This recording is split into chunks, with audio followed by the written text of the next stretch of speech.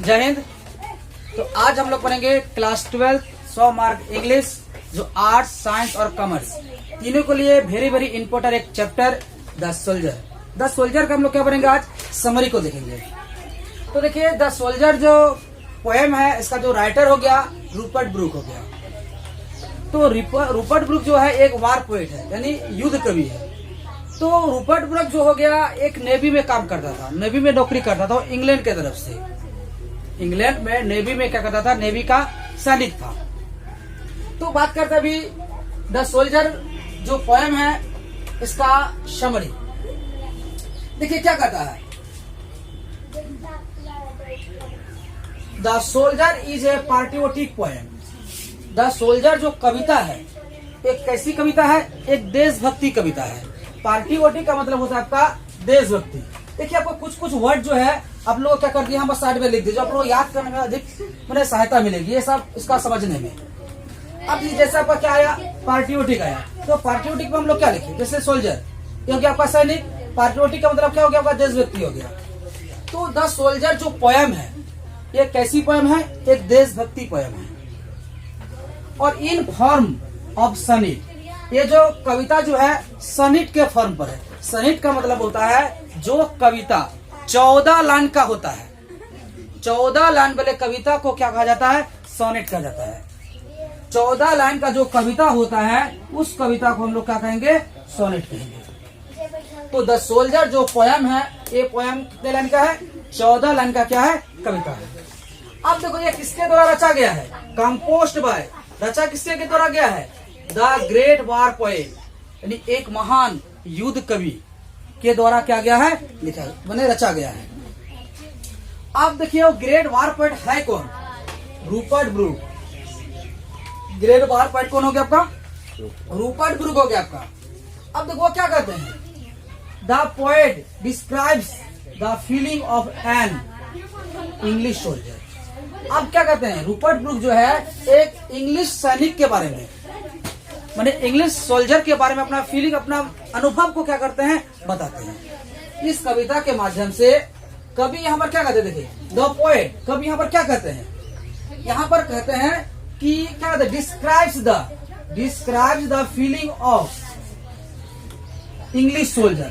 एक English soldier के feeling को क्या करते हैं, वर्णन करते हैं। तो एक अंग्रेजी सोल्जर जो है वो अपने मन में क्या सोचता है, इसके बारे में क्या क्या वो अपने कविता के माध्यम से वर्णन किया। Who goes to a foreign country, वो कहाँ जाते हैं, विदेश जाते हैं। कहाँ जाते हैं वो, विदेश जाते हैं। किस लिए जाते हैं, देखिए तो who goes to foreign country to for his own country। अब देखो क्या कहते हैं, वो कहाँ जाते हैं, विदेश जाते हैं। देखिए आप स्क्रीन से देखिए क्या लिखा है, Who goes to a foreign country, वो कहाँ जाते हैं, विदेश जाते हैं। किस लिए जाते हैं, अब देखिए किस लिए जाते हैं, to fight for his of one country, वो अपने देश की ओर से दूसरे देश में यानी विदेश में लड़ने के लिए जाते हैं। तो इंग्लिश सोल्जर का जो कविता में बात कहा है, ये कविता इंग्लैंड की बात है, इंग्लैंड में बैठ के लिखा था। इंग्लैंड का एक नाविक जो है, तो वो अपने देश के लिए दूसरे देश में क्या कहते हैं, लड़ने के लिए जाते हैं। लड़ने के दौरान अपने फीलिंग को अपने कविता के माध्यम से व्यक्त किया है। आगे देखिए, he feels that the piece of foreign land where he will be buried in case of death. अब देखो फिर क्या कहता है, तो यहां से ही feels that the piece of foreign land where will he will be buried in of the guess. कहता है अगर विदेश में जाकर, यानी विदेश में जाकर कभी अगर उसकी मृत्यु हो जाती है, जिस धरती पर उसकी मृत्यु होगी, यहाँ पर आपका लैंड का मतलब होता है धरती या भूमि, आप दे सकते हैं। फॉरेन का अर्थ होता है विदेश, और फिल्स का मतलब स्थान। वो जिस स्थान पे वो मरेगा, अपने फिल्स को बताया।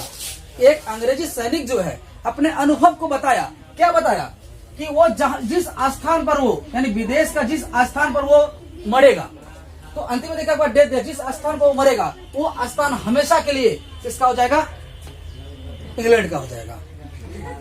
कभी आप बताता है where he will be buried, या जहां पर वो मरने के बाद जहां वो दफनाएगा, विरुड का मतलब होता है दफनाना, जहाँ पर दफनाया जाएगा या उसको जलाया जाएगा। यानी सैनिक को जहाँ पर दफनाया जाएगा वो जितना जगह उसको कवर करेगा। यानी मान लो कोई व्यक्ति इतना बड़ा है, इतना बड़ा का जगह जो है जहाँ पर उसको दफनाया जाएगा वो हमेशा के लिए कहाँ का हो जाएगा, इंग्लैंड का हो जाएगा। कभी यहाँ पर इस बात का क्या करते हैं, वर्णन करते हैं, विल बी फॉरएवर इंग्लैंड, वो हमेशा के लिए कहा किसका हो जाएगा, इंग्लैंड का हो जाएगा। जितना दूर जो सैनिक जितना बड़ा है कहीं ना कहीं उतना जगह तो छकेगा इंग्लैंड का। जहां लड़ने जाएगा, विदेश में जाएगा लड़ने के लिए जाने के बाद उसको जब मरेगा, मरने के बाद जब उसको दफनाया जाएगा, जितना जगह लेगा वो जगह हमेशा के लिए किसका हो जाएगा, जिस देश का सैनिक है उसका हो जाएगा। He considers the piece of foreign land to be England. ये बात क्यों होगा, इंग्लैंड का ही क्यों होगा, ऐसा क्यों, ऐसा क्या खूबी है कि इंग्लैंड का ही होगा? कुछ ना कुछ तो बात होना चाहिए ना इसमें। तो इसको बताते हुए फिर क्या करते हैं, because he was born and proud of England, क्योंकि उसने ही क्या किया है, जन्म लिया है। इंग्लैंड की धरती से ही हमने क्या लिया है, जन्म लिया है। तो वर्ड का मतलब होता है क्या होता है, जन्म लेना। कहीं का देखिए इसका वर्ड जो है कहने के आप लोग लिख के दिए होंगे। अब बात करता है आपका प्राउड। तो इंग्लिश का क्या, इंग्लैंड में जन्म दिया, उसी ने किया, पालना पोसना बड़ा किया, बड़ा करके सैनिक तक काबिल बनाया। तो आगे यहाँ पर बात क्या करता है, he also expresses he scenes of gratitude. अब वो क्या करते हैं, अपने अनुभव से, अपने अनुभव को क्या करते हैं, प्रकट करते हैं, व्यक्त करते हैं। तो ग्रेटिट्यूड का मतलब होता है आभार व्यक्त करना। तो अपने क्या होता है, he also expresses he scenes of gratitude of his country. अपने देश के बारे में जो आभार व्यक्त करते हैं, इसलिए आभार व्यक्त किया क्योंकि उसने बाल पोस के बड़ा किया, जहां से उसके अपने दोस्तों के साथ खेलने का मौका मिला, पढ़ने का मौका मिला, हवा मिला, सांस मिला, हंसने के लिए जगह मिला। इससे करने का दिखाता है अपने देश को क्या करते हैं, आभार प्रकट करते हैं। Forever he got there the flowers, जहां से उसने क्या दिया, फूलों की सुगंध सुगने को मिला। कभी यहाँ पर क्या कह रहा था कि जहां पर वो दफनाया जाएगा वहां हर समय वो इंग्लैंड का ही होगा। ऐसा क्यों, इसको बोलते हुए कहा होता है क्योंकि इंग्लैंड ने उसे जन्म दिया, इंग्लैंड का ही धरती ने उसे पाल पोस के बड़ा किया। पाल पोस के बड़ा करने को वहां की उसके क्या दिया है, फ्लावर्स, हवा, यानी क्या दिया, फूल, फूल का सुगंध सूंघने के लिए मिला। द ईयर, वहां का हवा जो है आवाज सूंघने को मिला। सांस कहां सा कहा है, तो इंग्लैंड का ही है। और द लाफर, वो क्या दिया, हंसी भी कौन दिया है, वो इंग्लैंड दिया है। जो कुछ था इंग्लैंड को सब कुछ क्या, दैट ही हैज लर्नड, जितना भी हमने कुछ सीखा वो सब कुछ किसने दिया, इंग्लैंड की मेहरबानी से है। इंग्लैंड की धरती से ही हमने सब कुछ क्या किया है, सीखा है। इसके कारण से जहां पर हमको दफनाया जाएगा वो जमीन किसका हो जाएगा, इंग्लैंड का हो जाएगा। और बात की करते हैं फ्रॉम फ्रेंड्स। अब बहुत सारा आपको क्या दिया था, दोस्त भी क्या बना था, इंग्लैंड का ही था। अगर जन्म वो इंग्लैंड में लेगा तो उसका दोस्त भी क्या बनेगा, इंग्लैंड का ही रहेगा। यानी कोई भी देश में कोई सैनिक अगर जन्म लेता है उसी जगह का वो क्या बनता है, फ्रेंडशिप बनाता है। Thus the poem show the poet's great love for his motherland। इसलिए कवि यहाँ पर क्या करते हैं, अपने देश के प्रति आभार व्यक्त करते हैं और अपने मातृभूमि को प्यार करते हैं। कि इस तरह का हर सैनिक में ऐसा ही अनुभव होना चाहिए और रहना ही चाहिए। तो इस प्रकार आप लोग का क्या हो गया, द सोल्जर कवि का जो पोयम है, ये पोयम का समरी हो गया आप लोग का। एग्जाम में आप लोग का पहले एक चैप्टर जो था, आज से लेकर 2-3 साल पहले का बात था, वो 50 मार्क का इंग्लिश था। अभी इसको क्या कर दिया है, 100 मार्क का कर दिया है। तो 50 नंबर का भी इंग्लिश पहले था, उसमें भी एक चैप्टर था। 50 नंबर जब पूछता था वो 5 नंबर का पूछता था। अब इसमें जो पूछेगा ये 10 नंबर का पूछेगा। तो इस प्रकार का आप लोग का क्या है, बहुत ही इंपॉर्टेंट चैप्टर है। और अब देखिएगा आर्ट्स में, साइंस में, कॉमर्स में, सभी तीनों में एक चैप्टर जो रहेगा और आपका पूछना क्या है, समरी ही पूछना है। इस चैप्टर को आप लोग अच्छे से समझ के इसको याद कर लीजिएगा कि एग्जाम में आपको कई तरह का दिक्कत नहीं है। मिलते हैं इसके अगले क्लास में।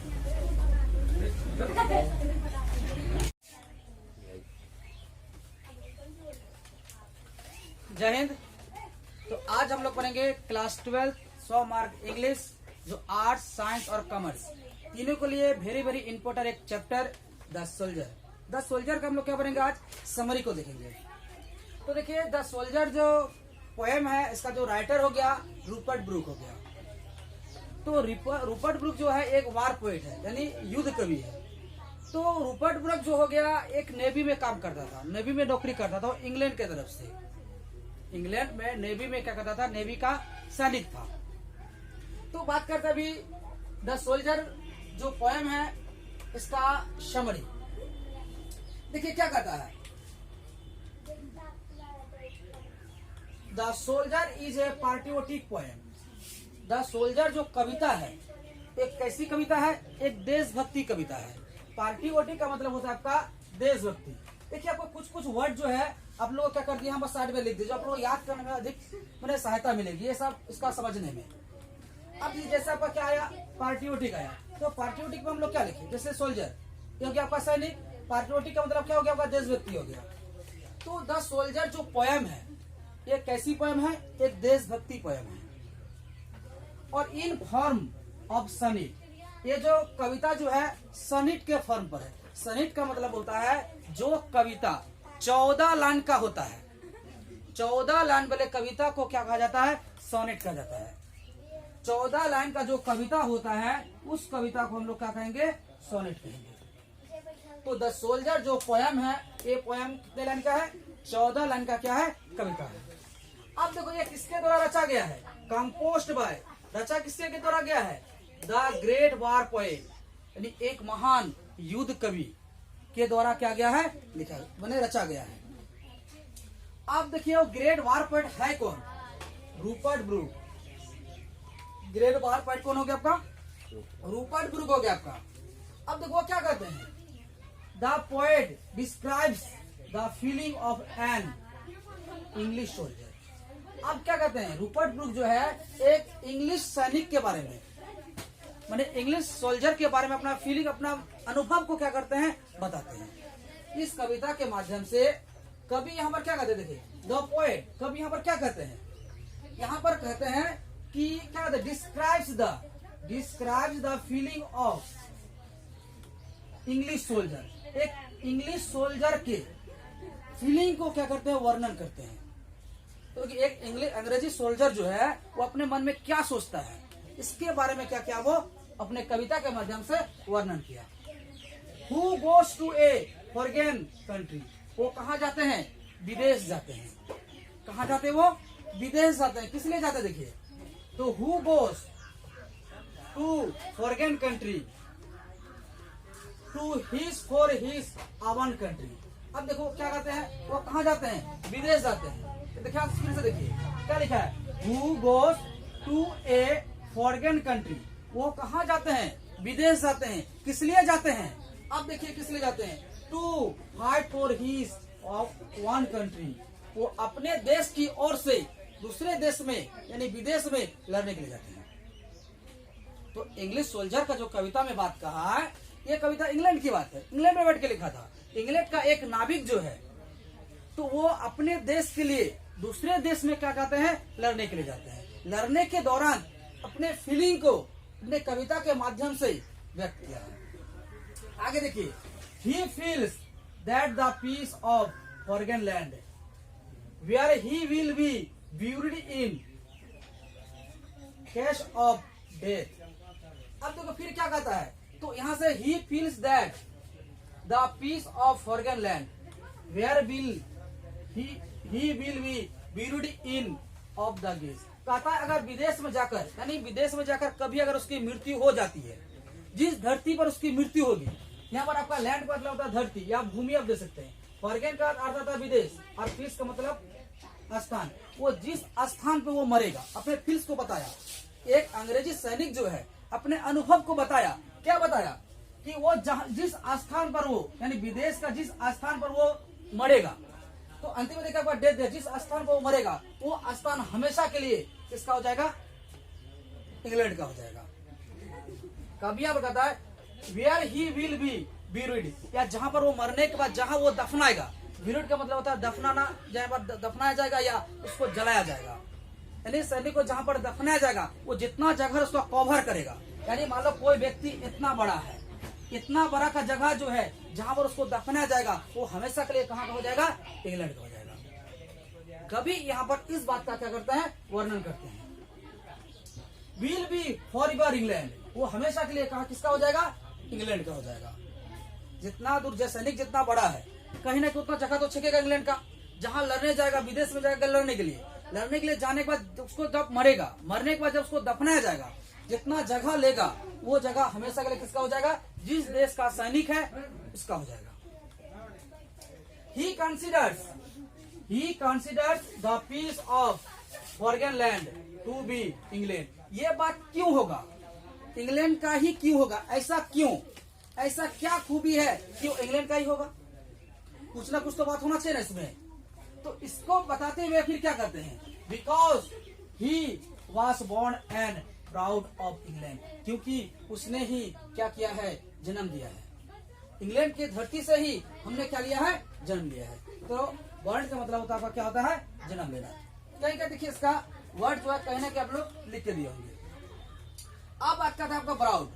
तो इंग्लिश का क्या, इंग्लैंड में जन्म दिया, उसी ने किया, पालना पोसना बड़ा किया, बड़ा करके सैनिक तक काबिल बनाया।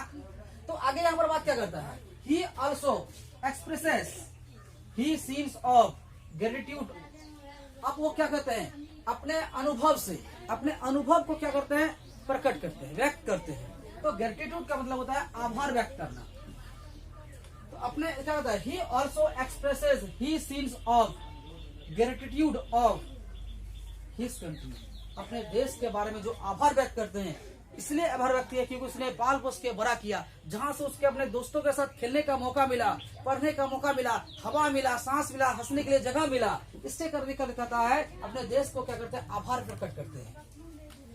For ever he got there the flowers, जहां से उसने क्या दिया, फूलों की सुगंध सुगने को मिला। कभी यहाँ पर क्या कह रहा था कि जहां पर वो दफनाया जाएगा वहां हर समय वो इंग्लैंड का ही होगा। ऐसा क्यों, इसको बोलते हुए कहा होता है क्योंकि इंग्लैंड ने उसे जन्म दिया, इंग्लैंड का ही धरती ने उसे पाल पोस के बड़ा किया। पाल पोस के बड़ा करने को वहां की उसके क्या दिया है, फ्लावर्स, हवा, यानी क्या दिया, फूल, फूल का सुगंध सूंघने के लिए मिला। द एयर, वहां का हवा जो है, आवाज सूंघने को मिला। सांस कहां सा कहा है, तो इंग्लैंड का ही है। और द लाफर, वो क्या दिया, हंसी भी कौन दिया है, वो इंग्लैंड दिया है। जो कुछ था इंग्लैंड को, सब कुछ क्या, दैट ही हैज लर्नड, जितना भी हमने कुछ सीखा वो सब कुछ किसने दिया, इंग्लैंड की मेहरबानी से है। इंग्लैंड की धरती से ही हमने सब कुछ क्या किया है, सीखा है। इसके कारण से जहां पर हमको दफनाया जाएगा वो जमीन किसका हो जाएगा, इंग्लैंड का हो जाएगा। और बात की करते हैं फ्रॉम फ्रेंड्स। अब बहुत सारा आपको क्या दिया था, दोस्त भी क्या बना था, इंग्लैंड का ही था। अगर जन्म वो इंग्लैंड में लेगा तो उसका दोस्त भी क्या बनेगा, इंग्लैंड का ही रहेगा। यानी कोई भी देश में कोई सैनिक अगर जन्म लेता है, उसी जगह का वो क्या बनता है, फ्रेंड्स भी बनाता है। Thus the poem show the poet's great love for his motherland। इसलिए कवि यहाँ पर क्या करते हैं, अपने देश के प्रति आभार व्यक्त करते हैं और अपने मातृभूमि को प्यार करते हैं कि इस तरह का हर सैनिक में ऐसा ही अनुभव होना चाहिए और रहना ही चाहिए। तो इस प्रकार आप लोग का क्या हो गया, द सोल्जर कवि का जो पोयम है, ये पोयम का समरी हो गया आप लोग का। एग्जाम में आप लोग का पहले एक चैप्टर जो था, आज से लेकर 2-3 साल पहले का बात था, वो 50 मार्क का इंग्लिश था। अभी इसको क्या कर दिया है, 100 मार्क का कर दिया है। तो 50 नंबर का भी इंग्लिश पहले था, उसमें भी एक चैप्टर था। 50 नंबर जब पूछता था वो 5 नंबर का पूछता था। अब इसमें जो पूछेगा ये 10 नंबर का पूछेगा। तो इस प्रकार का आप लोग का क्या है, बहुत ही इंपॉर्टेंट चैप्टर है। और अब देखिएगा आर्ट्स में, साइंस में, कॉमर्स में, सभी तीनों में एक चैप्टर जो रहेगा और आपका पूछना क्या है, समरी ही पूछना है। इस चैप्टर को आप लोग अच्छे से समझ के इसको याद कर लीजिएगा कि एग्जाम में आपको कई तरह का दिक्कत नहीं हो। मिलते हैं इसके अगले क्लास में।